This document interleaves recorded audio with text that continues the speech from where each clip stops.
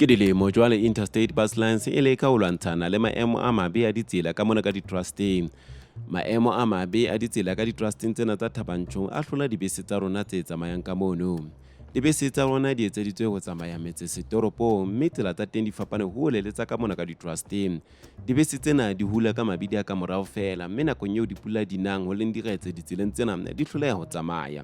Suspension ya dibese tsena e fatshe le yona e robeha bonolo ka baka la ditsela tse mpe tsena, mme e ka nna ya baka kotsi e tshabehang. Nako nngwe majwe a tlolang ha bese tsamaya tseleng tsena tsa di-trusting a na le ho phunya fluru, mme ebe a baka lerwele ka hare ho bese. Presente tse 80 kapa 80% ya tjhelete e sebediswang ke Interstate Bus Lines bakeng sa ho lokisa ditsela e fela ka mona ka Thaba Nchu. Re sa bale tjhelete e sebedisitsweng ho reka ditipara tse 2, di-scrapper tse 2 le TLB.